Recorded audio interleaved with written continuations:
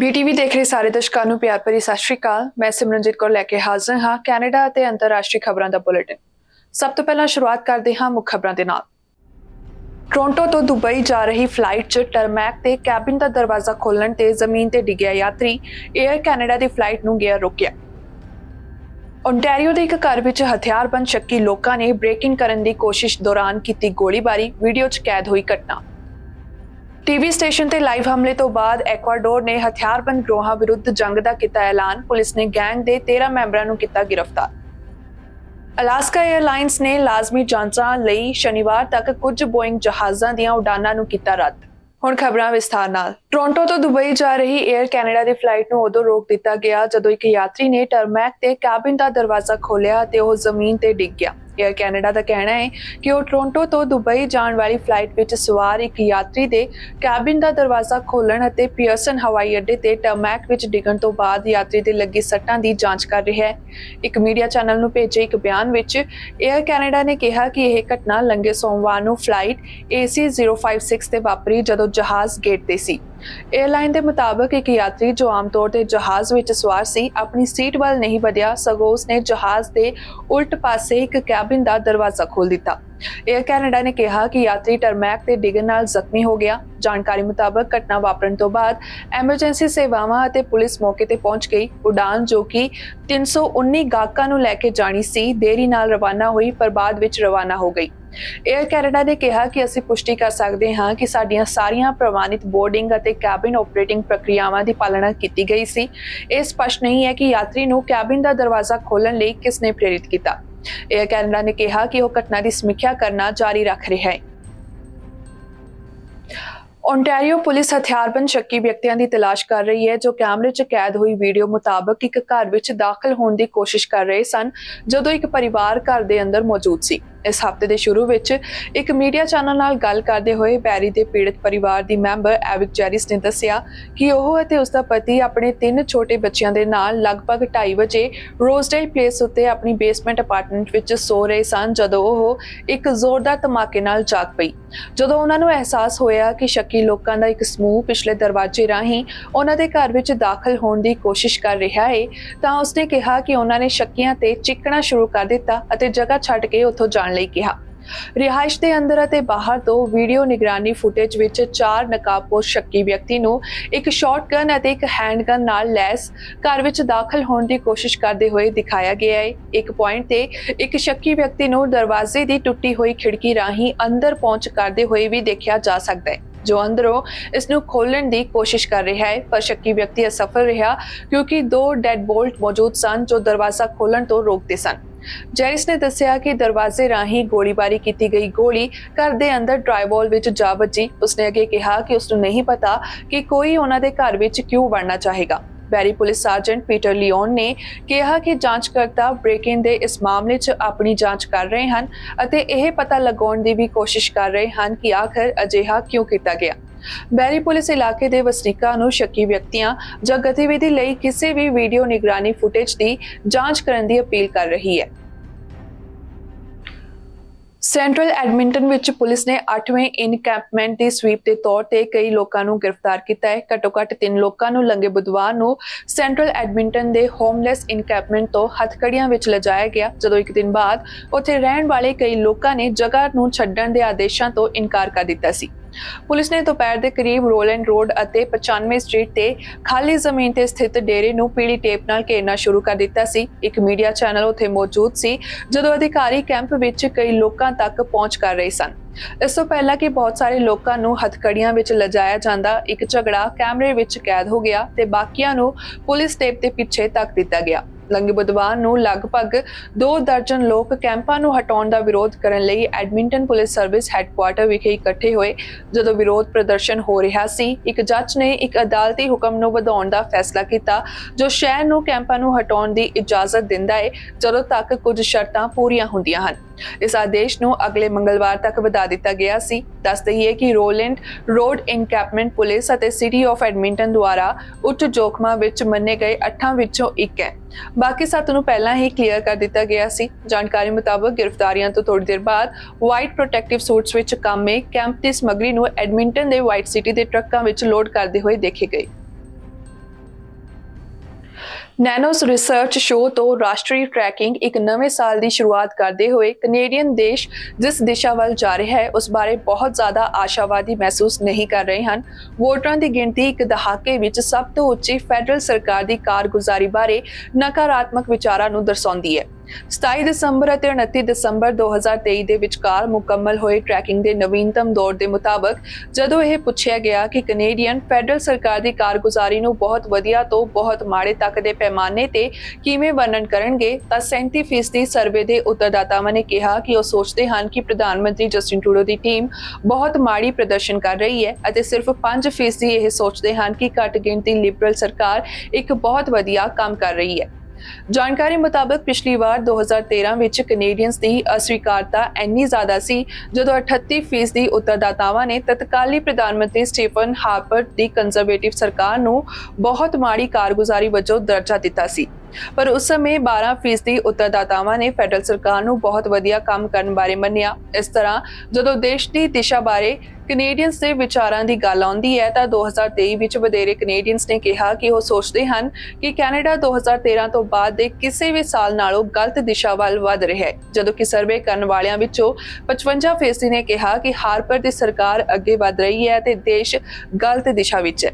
5 ਜਨਵਰੀ ਤੱਕ ਦੇ ਤਾਜ਼ਾ ਬੈਲਟ ਟਰੈਕਿੰਗ ਨੰਬਰਾਂ ਤੇ ਨਜ਼ਰ ਮਾਰੀਏ ਤਾਂ 2024 ਤੋਂ ਸ਼ੁਰੂ ਹੋ ਕੇ ਕੰਜ਼ਰਵੇਟਿਵਸ 38.3% ਦੀ ਬੈਲਟ ਸਮਰਥਨ ਦੇ ਨਾਲ ਸ਼ਾਸਨ ਕਰਨ ਵਾਲੇ ਲਿਬਰਲਸ ਤੇ ਆਪਣੀ ਲੀਡ ਬਰਕਰਾਰ ਰੱਖ ਰਹੇ ਹਨ, ਜੋ 4 ਹਫ਼ਤੇ ਪਹਿਲਾਂ ਦੇ ਮੁਕਾਬਲੇ 1.5% ਦੀ ਘੱਟ ਹੈ। ਜਦੋਂ ਅੰਤਰਰਾਸ਼ਟਰੀ ਤੌਰ ਤੇ ਦੇਖਦੇ ਹੋਏ ਨੈਨੋਸ ਨੇ ਕਿਹਾ ਕਿ ਪਿਛਲੇ ਸਾਲ ਕੈਨੇਡੀਅਨ ਦੁਨੀਆ ਭਰ ਵਿੱਚ ਕੈਨੇਡਾ ਦੀ ਸਾਖ ਨੂੰ ਕਿਵੇਂ ਦਰਜਾ ਦੇਣਗੇ, ਉਸ ਦੀ ਤਾਜ਼ਾ ਟਰੈਕਿੰਗ ਇੱਕ ਹਰ ਸਮੇਂ ਦੇ ਨੀਵੇਂ ਪੱਧਰ ਨੂੰ ਦਰਸਾਉਂਦੀ ਹੈ। ਜਦੋਂ ਇਹ ਗੱਲ ਆਉਂਦੀ ਹੈ ਕਿ ਸਰਵੇ ਕੀਤੇ ਗਏ ਕਿੰਨੇ ਲੋਕ ਸੋਚਦੇ ਹਨ ਕਿ ਇਸ ਦੇਸ਼ ਦੀ ਸਥਿਤੀ ਵਿੱਚ ਸੁਧਾਰ ਹੋਇਆ ਹੈ। 2023 ਦੇ ਅੰਤ ਤੱਕ ਸਰਵੇ ਕੀਤੇ ਗਏ ਲੋਕਾਂ ਵਿੱਚੋਂ ਸਿਰਫ 3% ਨੇ ਕਿਹਾ ਕਿ ਉਹਨਾਂ ਨੂੰ ਲੱਗਦਾ ਹੈ ਕਿ ਕੈਨੇਡਾ ਦੀ ਅੰਤਰਰਾਸ਼ਟਰੀ ਰੈਪੂਟੇਸ਼ਨ ਇੱਕ ਸਾਲ ਵਿੱਚ ਸੁਧਰੀ ਹੈ, ਜਿਸ ਵਿੱਚ ਫੈਡਰਲ ਸਰਕਾਰ ਨੇ ਵਿਦੇਸ਼ੀ ਦਖਲ ਦੇ ਦੋਸ਼ਾਂ ਤੋਂ ਲੈ ਕੇ ਭਾਰਤ ਅਤੇ ਨਾਜ਼ੀ ਸਾਬਕਾ ਫੌਜੀ ਨਾਲ ਤਣਾਅ ਤੱਕ ਕਈ ਵੱਡੀਆਂ ਗਲੋਬਲ ਘਟਨਾਵਾਂ ਨੂੰ ਸੰਭਾਲਿਆ ਹੈ। ਕੈਨੇਡਾ ਸੰਸਦ ਦੇ ਲਿਬਰਲ ਮੈਂਬਰ ਇਸ ਸਥਿਤੀ ਬਾਰੇ ਵੰਡੇ ਹੋਏ ਹਨ ਕਿ ਕੈਨੇਡਾ ਨੂੰ ਦੱਖਣੀ ਅਫਰੀਕਾ ਦੁਆਰਾ ਗਾਜ਼ਾ ਵਿੱਚ ਆਪਣੀ ਲੜਾਈ ਲਈ ਨਸਲਕੁਸ਼ੀ ਲਈ ਇਜ਼ਰਾਈਲ ਵਿਰੁੱਧ ਮੁਕੱਦਮਾ ਚਲਾਉਣ ਲਈ ਦਬਾਅ ਪਾਉਣਾ ਚਾਹੀਦਾ ਹੈ। ਅੰਤਰਰਾਸ਼ਟਰੀ ਅਦਾਲਤ ਅੱਜ ਇੱਕ ਕੇਸ ਦੀ ਸੁਣਵਾਈ ਸ਼ੁਰੂ ਕਰੇਗੀ ਜਿਸ ਵਿੱਚ ਦੱਖਣੀ ਅਫਰੀਕਾ ਨੇ ਦਲੀਲ ਦਿੱਤੀ ਹੈ ਕਿ ਇਜ਼ਰਾਈਲ ਦੁਆਰਾ ਗਾਜ਼ਾ ਉੱਤੇ ਵਿਆਪਕ ਬੰਬਾਰੀ ਅਤੇ ਉੱਥੇ ਰਹਿ ਰਹੇ ਫਲਸਤੀਨੀਆਂ ਉੱਤੇ ਘੇਰਾਬੰਦੀ ਚਰਿੱਤਰ ਵਿੱਚ ਨਸਲਕੁਸ਼ੀ ਹੈ। ਦੱਖਣੀ ਅਫਰੀਕਾ ਦਾ ਕਹਿਣਾ ਹੈ ਕਿ ਇਜ਼ਰਾਈਲ ਨੇ ਗਾਜ਼ਾ ਵਿੱਚ ਫਲਸਤੀਨੀਆਂ ਨੂੰ ਇੱਕ ਸਮੂਹ ਵਜੋਂ ਤਬਾਹ ਕਰਨ ਦਾ ਸਪਸ਼ਟ ਇਰਾਦਾ ਪ੍ਰਗਟ ਕੀਤਾ ਹੈ ਅਤੇ ਕਿਹਾ ਹੈ ਕਿ ਇਜ਼ਰਾਈਲੀ ਅਧਿਕਾਰੀਆਂ ਦੇ ਬਿਆਨ ਨਸਲਕੁਸ਼ੀ ਦੇ ਇਰਾਦੇ ਦਾ ਸਬੂਤ ਹਨ। ਇਜ਼ਰਾਈਲ ਨੇ ਦੋਸ਼ਾਂ ਦਾ ਨਫ਼ਰਤ ਨਾਲ ਜਵਾਬ ਦਿੰਦਿਆਂ ਕਿਹਾ ਕਿ ਉਹ ਬੇਬੁਨਿਆਦ ਹਨ।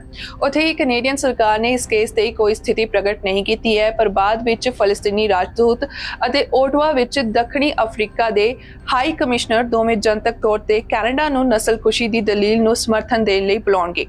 ਲਿਬਰਲ ਸੰਸਦ ਮੈਂਬਰ ਸਲਮਾ ਜ਼ਾਹਿਦ ਇਸ ਦਲੀਲ ਨਾਲ ਸਹਿਮਤ ਹੈ ਕਿ ਇਜ਼ਰਾਈਲ ਅੰਤਰਰਾਸ਼ਟਰੀ ਕਾਨੂੰਨ ਦੀ ਉਲੰਘਣਾ ਕਰ ਰਿਹਾ ਹੈ, ਜਦੋਂ ਕਿ ਲਿਬਰਲ ਸੰਸਦ ਮੈਂਬਰ ਮਾਰਕੋ ਮੈਂਡੀਚਿਨੋ ਅਤੇ ਐਂਥਨੀ ਹਾਊਸਫਾਦਰ ਦੋਵੇਂ ਕਹਿੰਦੇ ਹਨ ਕਿ ਅਦਾਲਤ ਦੀ ਅਰਜ਼ੀ ਬੇਬੁਨਿਆਦ ਅਤੇ ਗੈਰ ਸੰਵੇਦਨਸ਼ੀਲ ਹੈ, ਕਿਉਂਕਿ ਇਜ਼ਰਾਈਲ ਪਿਛਲੇ ਅਕਤੂਬਰ ਵਿੱਚ ਹਮਾਸ ਦੇ ਅਤਵਾਦੀਆਂ ਨੂੰ ਆਪਣੇ ਭਿਆਨਕ ਹਮਲੇ ਨੂੰ ਦੁਹਰਾਉਣ ਤੋਂ ਰੋਕਣ ਦੀ ਕੋਸ਼ਿਸ਼ ਕਰ ਰਿਹਾ ਹੈ। ਕੈਨੇਡਾ ਵਿੱਚ ਲਗਭਗ ਹਰ ਪ੍ਰੋਵਿੰਸ ਅਤੇ ਖੇਤਰ ਲਈ ਲੰਘੇ ਬੁੱਧਵਾਰ ਨੂੰ ਮੌਸਮ ਚੇਤਾਵਨੀਆਂ ਜਾਰੀ ਰਹੀਆਂ, ਕਿਉਂਕਿ ਤੂਫਾਨ ਪ੍ਰਣਾਲੀਆਂ ਡੂੰਘੀ ਭਾਰੀ ਬਰਫ਼ਬਾਰੀ ਅਤੇ ਹੱਡੀਆਂ ਨੂੰ ਠੰਡਾ ਕਰਨ ਵਾਲੇ ਤਾਪਮਾਨਾਂ ਨੂੰ ਤੱਟ ਉੱਤੇ ਲਿਆਉਂਦੀਆਂ ਹਨ। ਪੂਰਬ ਵਿੱਚ ਸ਼ੁਰੂ ਕਰਦੇ ਹੋਏ ਨਿਊ ਫਾਊਂਡਲੈਂਡ ਅਤੇ ਲੈਬਰਾਡੋਰ ਦੇ ਬਹੁਤ ਸਾਰੇ ਵਸਨੀਕਾਂ ਨੂੰ ਤੇਜ਼ ਹਵਾ ਦੀ ਉਮੀਦ ਕਰਨ ਦੀ ਚੇਤਾਵਨੀ ਦਿੱਤੀ ਗਈ ਸੀ, ਇੱਥੋਂ ਤੱਕ ਕਿ ਰੈਕ ਹਾਊਸ ਵਿੰਡ ਭਾਵ ਸੂਬੇ ਦੇ ਇੱਕ ਹਿੱਸੇ ਵਿੱਚ ਨੁਕਸਾਨ ਦੇ ਮਹੱਤਵਪੂਰਨ ਜ਼ੋਖਮ ਵਾਲੀ ਹਵਾ ਅਤੇ ਕੁਝ ਥਾਵਾਂ ਤੇ ਭਾਰੀ ਬਰਫ਼ ਦੀ ਚੇਤਾਵਨੀ। ਐਨਵਾਇਰਨਮੈਂਟ ਕੈਨੇਡਾ ਨੇ ਬਰਗਿਓ ਰਮੇਆ ਤੋਂ ਚਰਚਿਲ ਫਾਲਸ ਤੱਕ ਫੈਲੀ ਹਵਾ ਅਤੇ ਬਰਫ਼ਬਾਰੀ ਦੀਆਂ ਚੇਤਾਵਨੀਆਂ ਜਾਰੀ ਕੀਤੀਆਂ ਹਨ। ਕਿਊਬੈਕ ਦੇ ਕੁਝ ਹਿੱਸੇ 40 ਸੈਂਟੀਮੀਟਰ ਤੱਕ ਬਰਫ਼ ਨਾਲ ਢਕੇ ਹੋ ਸਕਦੇ ਹਨ। ਐਨਵਾਇਰਨਮੈਂਟ ਕੈਨੇਡਾ ਨੇ ਕਿਊਬੈਕ ਲਈ ਚੇਤਾਵਨੀਆਂ ਦੀ ਇੱਕ ਲੜੀ ਵਿੱਚ ਇੱਕ ਹੋਰ ਚੇਤਾਵਨੀ ਦਿੱਤੀ ਹੈ। ਉੱਤਰ ਪੱਛਮੀ ਪ੍ਰਦੇਸ਼ਾਂ ਅਤੇ ਐਲਬਰਟਾ ਦੇ ਹਿੱਸੇ ਬਹੁਤ ਜ਼ਿਆਦਾ ਠੰਡੀਆਂ ਚੇਤਾਵਨੀਆਂ ਦੇ ਅਧੀਨ ਹੁੰਦੇ ਹਨ, ਹਵਾ ਦੇ ਠੰਡੇ ਮੁੱਲਾਂ ਦੇ ਨਾਲ, ਜੋ ਇਸ ਨੂੰ ਹਫ਼ਤੇ ਦੇ ਅੰਤ ਤੱਕ -40 ਤੋਂ -50 ਡਿਗਰੀ ਸੈਲਸੀਅਸ ਵਰਗਾ ਮਹਿਸੂਸ ਕਰਵਾ ਸਕਦੇ ਹਨ। ਪੱਛਮੀ ਤੱਟ ਦੇ BC ਦੇ ਕੁਝ ਹਿੱਸੇ ਇੱਕ ਆਰਕਟਿਕ ਆਊਟਫਲੋ ਚੇਤਾਵਨੀ ਦੁਆਰਾ ਕਵਰ ਕੀਤਾ ਗਿਆ ਸੀ, ਜਿਸ ਨੂੰ ਐਨਵਾਇਰਨਮੈਂਟ ਕੈਨੇਡਾ ਦੁਆਰਾ ਸਾਲ ਦੀ ਪਹਿਲੀ ਆਰਕਟਿਕ ਘੁਸਪੈਠ ਵਜੋਂ ਦਰਸਾਇਆ ਗਿਆ ਸੀ। ਏਜੰਸੀ ਨੇ ਕਿਹਾ ਕਿ ਕੁਝ ਥਾਵਾਂ ਤੇ -20 ਤੋਂ -30 ਡਿਗਰੀ ਸੈਲਸੀਅਸ ਅਤੇ ਹੋਰਾਂ 'ਚ -50 ਡਿਗਰੀ ਸੈਲਸੀਅਸ ਹਵਾਵਾਂ ਵੀਕਐਂਡ ਤੱਕ ਹੋਣ ਦਾ ਅਨੁਮਾਨ ਹੈ। ਇਸ ਦੇ ਨਾਲ ਹੀ ਫਰੋਸਟਬਾਈਟ ਅਤੇ ਹਾਈਪੋਥਰਮੀਆ ਦੇ ਖਤਰੇ ਦੀ ਵੀ ਚੇਤਾਵਨੀ ਦਿੱਤੀ ਗਈ ਹੈ। ਐਕਵਾਡੋਰ ਦੇ ਰਾਸ਼ਟਰਪਤੀ ਨੇ ਹੁਕਮ ਦਿੱਤਾ ਹੈ ਕਿ ਇੱਕ ਟੈਲੀਵਿਜ਼ਨ ਸਟੂਡੀਓ ਤੇ ਹਮਲੇ ਵਿੱਚ ਕਈ ਦਿਨਾਂ ਦੀ ਹਿੰਸਾ ਦੇ ਬਾਅਦ ਅਪਰਾਧਿਕ ਗਿਰੋਹ ਨੂੰ ਨਿਰਪੱਖ ਕੀਤਾ ਜਾਵੇਗਾ।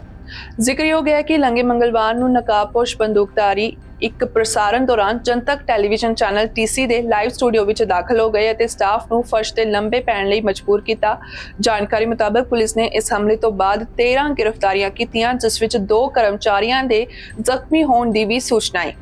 ਦੱਸ ਦਈਏ ਕਿ ਐਕਵਾਡੋਰ ਵਿੱਚ ਲੰਘੇ ਸੋਮਵਾਰ ਨੂੰ 60 ਦਿਨਾਂ ਦੀ ਐਮਰਜੈਂਸੀ ਸ਼ੁਰੂ ਹੋਣ ਤੋਂ ਬਾਅਦ ਘੱਟੋ-ਘੱਟ 10 ਲੋਕ ਮਾਰੇ ਗਏ ਹਨ। ਰਿਪੋਰਟਸ ਵਿੱਚ ਦੱਸਿਆ ਜਾ ਰਿਹਾ ਹੈ ਕਿ ਇੱਕ ਬਦਨਾਮ ਗੈਂਗਸਟਰ ਦੇ ਜੇਲ੍ਹ ਦੀ ਕੋਠੜੀ ਵਿੱਚੋਂ ਲਾਪਤਾ ਹੋਣ ਤੋਂ ਬਾਅਦ ਐਮਰਜੈਂਸੀ ਦਾ ਐਲਾਨ ਕੀਤਾ ਗਿਆ ਸੀ। ਇਹ ਅਸਪਸ਼ਟ ਹੈ ਕਿ ਕੀ ਗੁਆਇਆਕੀਲ ਵਿੱਚ ਟੀਵੀ ਸਟੂਡੀਓ ਵਿੱਚ ਵਾਪਰੀ ਘਟਨਾ ਚੋਨੇਰੋਸ ਗੈਂਗ ਦੇ ਬੌਸ ਅਡੋਲਫੋ ਮੈਸੀਅਸ ਵਿਲਮਰ ਜਾਂ ਫਿਟੋ ਦੇ ਉਸੇ ਸ਼ਹਿਰ ਵਿੱਚ ਇੱਕ ਜੇਲ੍ਹ ਵਿੱਚੋਂ ਲਾਪਤਾ ਹੋਣ ਨਾਲ ਸੰਬੰਧਿਤ ਸੀ। ਰਾਸ਼ਟਰਪਤੀ ਨਬੋਆ ਨੇ ਲੰਘੇ ਮੰਗਲਵਾਰ ਨੂੰ ਕਿਹਾ ਕਿ ਦੇਸ਼ ਵਿੱਚ ਹੁਣ ਇੱਕ ਅੰਦਰੂਨੀ ਹਥਿਆਰਬੰਦ ਸੰਘਰਸ਼ ਮੌਜੂਦ ਹੈ ਅਤੇ ਉਹ ਅੰਤਰਰਾਸ਼ਟਰੀ ਸੰਗਠਿਤ ਅਪਰਾਧ, ਅੱਤਵਾਦੀ ਸੰਗਠਨਾਂ ਅਤੇ ਜੁਝਾਰੂ ਗੈਰ-ਰਾਜੀ ਕਾਰਕੁਨਾਂ ਨੂੰ ਬੇਅਸਰ ਕਰਨ ਲਈ ਫੌਜੀ ਕਾਰਵਾਈਆਂ ਕਰਨ ਲਈ ਹਥਿਆਰਬੰਦ ਬਲਾਂ ਨੂੰ ਲਾਮਬੰਦ ਕਰ ਰਹੇ ਹਨ। ਰਿਪੋਰਟ ਮੁਤਾਬਕ ਗੁਆਂਢੀ ਪਰੂ ਵਿੱਚ ਸਰਕਾਰ ਨੇ ਦੇਸ਼ ਵਿੱਚ ਕਿਸੇ ਵੀ ਅਸਥਿਰਤਾ ਨੂੰ ਫੈਲਣ ਤੋਂ ਰੋਕਣ ਲਈ ਸਰਹੱਦ ਤੇ ਤੁਰੰਤ ਪੁਲਿਸ ਬਲ ਤਾਇਨਾਤ ਕਰਨ ਦਾ ਆਦੇਸ਼ ਦਿੱਤਾ। ਅਲਾਸਕਾ 에ਅਰਲਾਈਨਸ ਸ਼ਨੀਵਾਰ ਤੱਕ ਬੋਇੰਗ 737 ਮੈਕਸ 9 ਜਹਾਜ਼ਾਂ ਦੀਆਂ ਸਾਰੀਆਂ ਉਡਾਨਾਂ ਨੂੰ ਰੱਦ ਕਰ ਰਹੀ ਹੈ, ਕਿਉਂਕਿ ਇਹ ਬੋਇੰਗ ਅਤੇ ਫੈਡਰਲ ਅਧਿਕਾਰੀਆਂ ਦੀਆਂ ਨਵੀਆਂ ਹਦਾਇਤਾਂ ਦੀ ਉਡੀਕ ਕਰ ਰਹੀ ਹੈ ਕਿ ਫਲੀਟ ਦੀ ਜਾਂਚ ਕਿਵੇਂ ਕੀਤੀ ਜਾਵੇ। ਜ਼ਿਕਰਯੋਗ ਹੈ ਕਿ ਪਿਛਲੇ ਹਫ਼ਤੇ 에ਅਰਲਾਈਨ ਨੂੰ ਫਿਊਜ਼ਲੇਜ ਪੈਨਲ ਦੇ ਅੰਦਰ ਬਲੋਆਊਟ ਦਾ ਸਾਹਮਣਾ ਕਰਨਾ ਪਿਆ ਸੀ। ਸਿਐਟਲ ਆਧਾਰਿਤ 에ਅਰਲਾਈਨ ਨੇ ਲੰਘੇ ਬੁੱਧਵਾਰ ਨੂੰ ਕਿਹਾ ਕਿ ਉਹ ਇੱਕ ਦਿਨ ਵਿੱਚ 110 ਤੋਂ 150 ਉਡਾਨਾਂ ਨੂੰ ਰੱਦ ਕਰ ਦੇਵੇਗੀ, ਜਦੋਂ ਕਿ ਮੈਕਸ 9 ਜਹਾਜ਼ਾਂ ਨੂੰ ਆਧਾਰ ਬਣਾਇਆ ਜਾਵੇਗਾ। ਦੁਪਹਿਰ ਤੱਕ ਅਲਾਸਕਾ ਨੇ ਲਗਭਗ 120 ਉਡਾਨਾਂ ਨੂੰ ਰੱਦ ਕਰ ਦਿੱਤਾ ਸੀ, ਜੋ ਦਿਨ ਲਈ ਇਸ ਦੇ ਕਾਰਜਕ੍ਰਮ ਦਾ 5ਵਾਂ ਹਿੱਸਾ ਸੀ।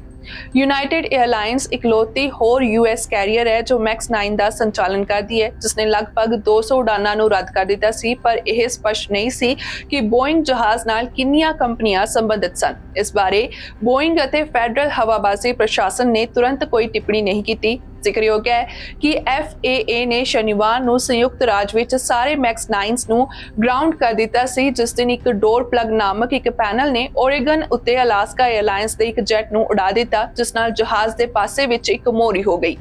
ਪਲੱਗ ਵਾਧੂ ਦਰਵਾਜ਼ਿਆਂ ਨੂੰ ਬਦਲਦਾ ਹੈ ਜੋ ਮੈਕਸ 9s ਦੇ ਵਰਤੇ ਜਾਂਦੇ ਹਨ, ਜੋ ਅਲਾਸਕਾ ਦੀ ਵਰਤੋਂ ਨਾਲੋਂ ਜ਼ਿਆਦਾ ਸੀਟਾਂ ਨਾਲ ਤਿਆਰ ਹੁੰਦੇ ਹਨ। ਫਲਾਈਟ 1282 ਦੇ ਪਾਇਲਟ ਪੋਰਟਲੈਂਡ, ਓਰੇਗਨ ਵਾਪਸ ਆਉਣ ਅਤੇ ਸੁਰੱਖਿਅਤ ਐਮਰਜੈਂਸੀ ਲੈਂਡਿੰਗ ਕਰਨ ਦੇ ਯੋਗ ਸਨ ਅਤੇ ਇਸ ਦੌਰਾਨ ਕੋਈ ਗੰਭੀਰ ਸੱਟਾਂ ਦੀ ਰਿਪੋਰਟ ਨਹੀਂ ਕੀਤੀ ਗਈ ਸੀ। ਅਲਾਸਕਾ ਤੇ ਯੂਨਾਈਟਿਡ ਦੋਵਾਂ ਨੇ ਹੋਰ ਮੈਕਸ 9s ਦੀ ਇੱਕ ਅਣਨਿਰਧਾਰਿਤ ਸੰਖਿਆ ਦੇ ਪੈਨਲ ਦੇ ਦਰਵਾਜ਼ਿਆਂ ਵਿੱਚ ਢਿੱਲੇ ਬੋਲਟ ਅਤੇ ਹੋਰ ਸਮੱਸਿਆਵਾਂ ਲੱਭਣ ਦੀ ਰਿਪੋਰਟ ਕੀਤੀ, ਜਿਸ ਦਾ ਉਹਨਾਂ ਨੇ ਨਿਰੀਖਣ ਕਰਨਾ ਸ਼ੁਰੂ ਕਰ ਦਿੱਤਾ ਸੀ। ਮੈਕਸ, ਜਿਸ ਵਿੱਚ 2 ਮਾਡਲ ਉੱਡ ਰਹੇ ਹਨ, 8 ਅਤੇ ਵੱਡੇ 9 ਅਤੇ 2 ਹੋਰ ਵਿਕਾਸ ਵਿੱਚ ਹਨ। ਬੋਇੰਗ ਦੇ ਅੱਧੀ ਸਦੀ ਪੁਰਾਣੇ 737 ਦਾ ਨਵੀਨਤਮ ਸੰਸਕਰਣ ਹੈ। 2 ਮੈਕਸ 8 ਜੈਟ 2018 ਅਤੇ 2019 ਵਿੱਚ ਕ੍ਰੈਸ਼ ਹੋਏ, ਜਿਸ ਵਿੱਚ 346 ਲੋਕਾਂ ਦੀ ਮੌਤ ਹੋ ਗਈ ਸੀ ਅਤੇ ਉਦੋਂ ਤੋਂ ਹੀ ਜਹਾਜ਼ ਗੁਣਵੱਤਾ ਦੀਆਂ ਸਮੱਸਿਆਵਾਂ ਦੇ ਨਿਰਮਾਣ ਨਾਲ ਘਿਰਿਆ ਹੋਇਆ ਹੈ। US ਅਤੇ UK ਨੇ ਸੰਕੇਤ ਦਿੱਤਾ ਹੈ ਕਿ ਉਹ ਲਾਲ ਸਾਗਰ ਸ਼ਿਪਿੰਗ ਤੇ ਹੁਣ ਤੱਕ ਦੇ ਸਭ ਤੋਂ ਵੱਡੇ ਹਮਲੇ ਨੂੰ ਨਾਕਾਮ ਕਰਨ ਤੋਂ ਬਾਅਦ ਯਮਨ ਦੇ ਹੁਤੀ ਬਾਗੀਆਂ ਵਿਰੁੱਧ ਫੌਜੀ ਕਾਰਵਾਈ ਕਰ ਸਕਦੇ ਹਨ। ਕੈਰੀਅਰ ਆਧਾਰਿਤ ਜੈਟ ਅਤੇ ਜੰਗੀ ਜਹਾਜ਼ਾਂ ਨੇ ਲੰਘੇ ਮੰਗਲਵਾਰ ਦੀ ਰਾਤ ਨੂੰ ਈਰਾਨ ਸਮਰਥਿਤ ਸਮੂਹ ਦੁਆਰਾ ਲਾਂਚ ਕੀਤੇ ਗਏ 21 ਡਰੋਨ ਅਤੇ ਮਿਜ਼ਾਈਲਾਂ ਨੂੰ ਡੇਗ ਦਿੱਤਾ। ਸਹਿਯੋਗੀਆਂ ਨੇ ਅਜਿਹੇ ਹਮਲਿਆਂ ਤੇ ਨਤੀਜੇ ਦੀ ਚੇਤਾਵਨੀ ਦਿੱਤੀ ਹੈ। ਯਮਨ ਵਿੱਚ ਸੰਭਾਵੀ ਹਮਲਿਆਂ ਬਾਰੇ ਪੁੱਛੇ ਜਾਣ ਤੇ UK ਦੇ ਰੱਖਿਆ ਸਕੱਤਰ ਗ੍ਰੈਂਟ ਸ਼ਾਪਸ ਨੇ ਕਿਹਾ ਕਿ ਇਸ ਜਗ੍ਹਾ ਤੇ ਨਜ਼ਰ ਰੱਖੋ। ਹਾਊਦੀ ਨੇ ਕਿਹਾ ਕਿ ਉਹਨਾਂ ਨੇ ਇਜ਼ਰਾਈਲ ਨੂੰ ਸਹਾਇਤਾ ਪ੍ਰਦਾਨ ਕਰਨ ਵਾਲੇ ਇੱਕ ਅਮਰੀਕੀ ਜਹਾਜ਼ ਨੂੰ ਨਿਸ਼ਾਨਾ ਬਣਾਇਆ ਸੀ ਅਤੇ ਇਸਨੇ ਵਾਰ-ਵਾਰ ਦਾਅਵਾ ਕੀਤਾ ਹੈ ਕਿ ਉਹ ਗਾਜ਼ਾ ਵਿੱਚ ਯੁੱਧ ਦੌਰਾਨ ਇਜ਼ਰਾਈਲੀ ਕਾਰਵਾਈਆਂ ਦੇ ਵਿਰੋਧ ਵਿੱਚ ਇਜ਼ਰਾਈਲ ਨਾਲ ਜੁੜੇ ਵਪਾਰੀ ਜਹਾਜ਼ਾਂ ਤੇ ਹਮਲਾ ਕਰ ਰਹੇ ਹਨ। ਰਿਪੋਰਟ ਮੁਤਾਬਕ ਮੰਗਲਵਾਰ ਦਾ ਹਮਲਾ 19 ਨਵੰਬਰ ਤੋਂ ਲਾਲ ਸਾਗਰ ਵਿੱਚ ਵਪਾਰਕ ਸ਼ਿਪਿੰਗ ਤੇ 26ਵਾਂ ਹਮਲਾ ਸੀ, ਜਿਸ ਵਿੱਚ ਕੋਈ ਸੱਟਾਂ ਜਾਂ ਨੁਕਸਾਨ ਦੀ ਰਿਪੋਰਟ ਨਹੀਂ ਕੀਤੀ ਗਈ। ਬਾਅਦ ਵਿੱਚ ਹਾਊਦੀ ਫੌਜੀ ਬੁਲਾਰੇ ਨੇ ਪੁਸ਼ਟੀ ਕੀਤੀ ਕਿ ਇਸ ਦੀਆਂ ਫੌਜਾਂ ਨੇ ਬਹੁਤ ਵੱਡੀ ਗਿਣਤੀ ਵਿੱਚ ਬੈਲਿਸਟਿਕ ਅਤੇ ਨੇਵਲ ਮਿਸਾਈਲਾਂ ਅਤੇ ਡਰੋਨ ਨੂੰ ਸ਼ਾਮਲ ਕਰਨ ਵਾਲਾ ਇੱਕ ਆਪਰੇਸ਼ਨ ਕੀਤਾ ਸੀ। ਸੰਯੁਕਤ ਰਾਸ਼ਟਰ ਦੇ ਸਕੱਤਰ ਜਨਰਲ ਦੇ ਬੁਲਾਰੇ ਨੇ ਕਿਹਾ ਕਿ ਉਹ ਸਥਿਤੀ ਦੇ ਵਿਸ਼ਵ ਵਪਾਰ, ਵਾਤਾਵਰਣ ਅਤੇ ਜੀਵਨ ਨੂੰ ਪੈਦਾ ਹੋਏ ਜ਼ੋਖਮਾਂ ਦੇ ਨਾਲ-ਨਾਲ ਮੱਧ ਪੂਰਬ ਵਿੱਚ ਵਿਆਪਕ ਸੰਘਰਸ਼ ਦੇ ਵਧਣ ਦੇ ਜੋਖਮ ਦੇ ਕਾਰਨ ਬਹੁਤ ਚਿੰਤਿਤ ਹਨ। ਬੁਲੇਟਿਨ ਵਿੱਚ ਅੱਜ ਦੇ ਲਈ ਇੰਨਾ ਹੀ। ਮੁੜ ਤੋਂ ਹਾਜ਼ਰ ਹੋਵਾਂਗੇ ਨਵੀਆਂ ਖਬਰਾਂ ਦੇ ਨਾਲ। ਤੁਸੀਂ ਵੇਖਦੇ ਰਹੋ BTV, B positive, B yourself.